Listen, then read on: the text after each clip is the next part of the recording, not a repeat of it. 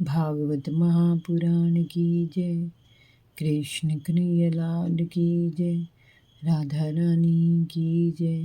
भगवान श्री कृष्ण के सभी भक्तों को राधे राधे। जय श्री कृष्ण। आज मैं आपको सुनाऊंगी भागवत महापुराण में अष्टम स्कंद में 24वां अध्याय भगवान के मत्स्य अवतार की कथा। राजा परीक्षित ने कहा, मुनिवर, भगवान की लीलाएं तो अद्भुत है। उन्होंने अपनी योग माया से एक बार मत्स्य अवतार धारण करके बड़ी सुंदर लीला की थी। कृपया मुझे उस आदि अवतार की कथा सुनाएं। सर्वशक्तिमान होने पर भी भगवान ने कर्म बंधन में बंधे हुए इस लोक निंदित जीव की योनि क्यों ग्रहण की? सूत जी बोले, शौनक आदि ऋषियों, जब राजा परीक्षित ने श्री सुखदेव जी से भगवान के मत्स्य अवतार की कथा सुनने की जिज्ञासा प्रकट की, तब श्री सुखदेव जी ने प्रसन्नता के साथ भगवान के मत्स्य अवतार की कथा सुनाई। श्री सुखदेव जी ने कहा, परीक्षित, भगवान सभी जीवों के जन्मदाता हैं, परंतु वे गौ, ब्राह्मण, देवता, साधु, वेद, धर्म, भक्त और अर्थ की रक्षा के लिए विभिन्न शरीर धारण करके अपनी लीला किया करते हैं। परंतु उन प्राणियों में प्रवेश करके उनके बुद्धिगत गुणों से छोटे बड़े नहीं हो जाते। वे वास्तव में सभी प्रकृति गुणों से रहित हैं। वे निर्गुण हैं, पर लोक कल्याण के लिए वे साकार जीव का रूप धारण करते हैं। परीक्षित, पिछले कल्प के अंत में ब्रह्मा जी के सो जाने के कारण जब प्रलय हुआ, तब समस्त भूलोक समुद्र में डूब गया था। नींद के कारण वेद ब्रह्मा जी के मुख से निकल पड़े। तभी उनके पास रहने वाले हयग्रीव नामक दैत्य ने योग बल से उन्हें चुरा लिया। उन वेदों को हयग्रीव से वापस छीनने के लिए ही भगवान ने मत्स्य अवतार लिया था। परीक्षित, उस समय द्रविड़ देश के सत्यव्रत नाम के एक बड़े उदार एवं भगवान के भक्त राजश्री केवल जल पीकर तपस्या कर रहे थे। वे विवस्वान मीन्स सूर्य के पुत्र थे। भगवान ने उन्हें व्यवसवत मनु बना दिया। एक दिन की बात है कि वे राजश्रीकृत माला नदी में जल से तर्पण कर रहे थे। उसी समय एक छोटी सी मछली उनकी अंजलि में आ गई। सत्यव्रत ने अंजलि में आई हुई मछली को जल के साथ फिर से नदी में डाल दिया। तब उस मछली ने बड़ी करुणा के साथ सत्यव्रत से कहा, राजन, आप बड़े दयालु हैं। आप जानते हैं कि जल में रहने वाले जंतु अपनी जाति वालों को खा जाते हैं। आप मुझे मारने के लिए फिर से इस नदी में क्यों छोड़ रहे हैं? मैं भय से व्याकुल हुई जा रही हूँ। सत्यव्रत नहीं जानते थे कि समय भगवान ही उन पर कृपा करने के लिए मछली रूप में पधारे हैं। उन्होंने उस मछली की रक्षा करने का संकल्प कर लिया। उन्होंने उस मछली को उठाकर अपने जल पात्र में रख लिया और उसे अपने आश्रम पर ले आए। आश्रम पर लाने के उपरांत एक रात में ही वह मछली उस कमंडल में इतनी बढ़ गई कि उसमें उसके लिए स्थान ही नहीं रहा। राजा सत्यव्रत ने मछली को कमंडल में से निकाल कर एक बड़े पानी के मटके में रख दिया। वहाँ पर वह मछली 2 घड़ी में ही इतनी बढ़ गई कि उसका मटके में समाना भी भारी पड़ गया। राजा सत्यव्रत ने उस मछली को वहाँ से उठाकर एक सरोवर में डाल दिया, परंतु वहाँ भी थोड़ी देर में ही वह मछली इतनी बढ़ गई कि सारा सरोवर ही घिर गया। सत्यव्रत ने उसे बड़े से बड़े सरोवर में डाला, पर उसका आकार बढ़ता ही चला जा रहा था। हार कर अंत में राजा सत्यव्रत ने उसे समुद्र में डलवा दिया। समुद्र में डालते समय मत्स्य भगवान ने कहा, वीर राजन, समुद्र में बड़े बड़े बली मगर रहते थे। वे मुझे खा जाएंगे, इसलिए आप मुझे समुद्र के जल में मत छोड़ो। मत्स्य भगवान की मधुर वाणी सुनकर राजा सत्यव्रत मोहित हो गए। उन्होंने कहा, प्रभु, मत्स्य का रूप धारण करके मुझे मोहित करने वाले आप कौन हैं?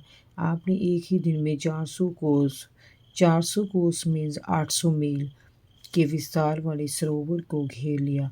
ऐसी शक्ति रखने वाले किसी जीव के बारे में मैंने आज तक नहीं सुना। अवश्य आप सर्वशक्तिशाली और अविनाशी ईश्वर श्री हरि हैं। लगता है कि जीवों पर दया करने के लिए आपने जलचर का रूप लिया है। हे प्रभु, आप जगत की उत्पत्ति, स्तुति और प्रलय के स्वामी हैं। मैं आपको नमन करता हूँ।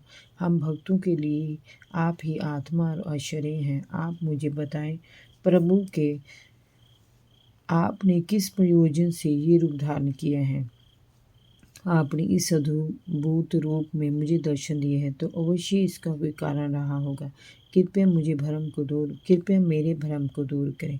परीक्षित, भगवान अपने अनन्य प्रेमी भक्तों पर बड़ा स्नेह रखते हैं। जब उन्होंने राजा सत्यव्रत को इस प्रकार कहते सुना तो उनका प्रिय और हित करने के लिए कल्पांत के समय समुद्र में विहार करने के लिए उनसे कहा।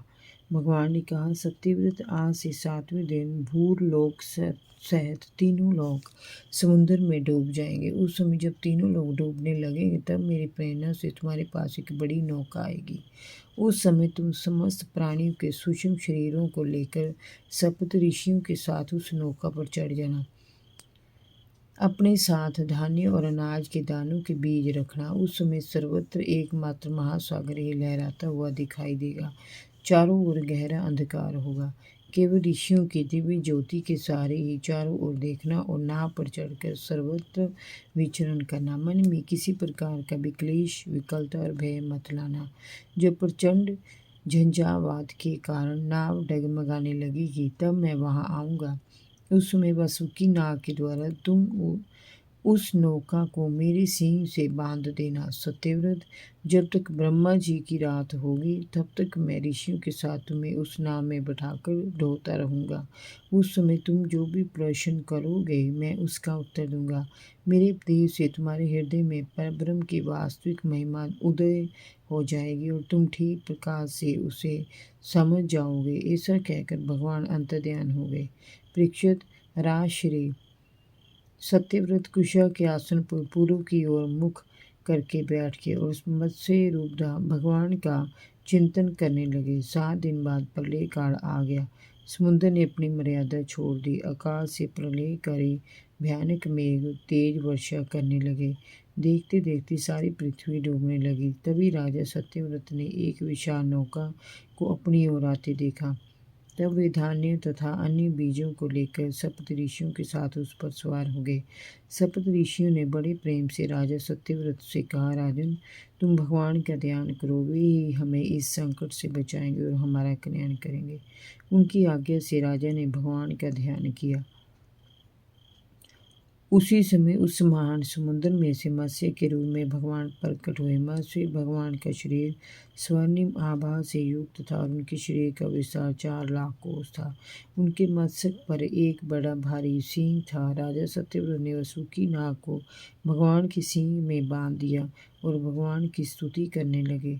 राजा सत्यव्रत ने कहा, हे प्रभु, संसार के समस्त जीव अज्ञान के अंधकार में डूब गए हैं। इसी कारण वे अनेक प्रकार के दुखों से पीड़ित हो रहे हैं। आपकी कृपा से जब वे आपकी शरण में पहुंच जाते हैं तब वे आपको प्राप्त कर लेते हैं। इसीलिए हमें संसार के इस बंधन से छुड़ाकर आप हमें मुक्ति प्रदान करें और प्रलय की इस वेला में हमारी रक्षा करें।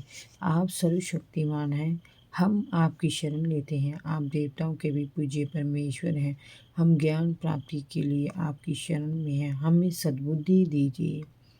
परीक्षित, जब सत्यव्रत ने भगवान से इस प्रकार प्रार्थना की तब मत्स्य रूपधारी पुरुषोत्तम भगवान ने प्रलय के समुद्र में विहार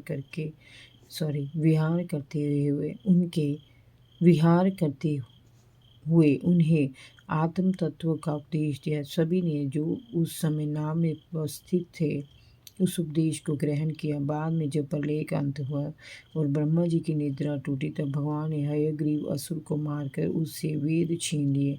उन्हें पुण्य ब्रह्मा जी को दे दिए। भगवान की कृपा से राजा सत्यव्रत ज्ञान विज्ञान से युक्त होकर इस कल्प में वैवस्वत मनु बने। अपनी योग माया से मत्स्य रूप धारण करने वाले भगवान विष्णु और श्री सत्यव्रत का ये संवाद एवं श्रेष्ठ कथानक सुनकर मनुष्य सभी पापों से मुक्त हो जाता है।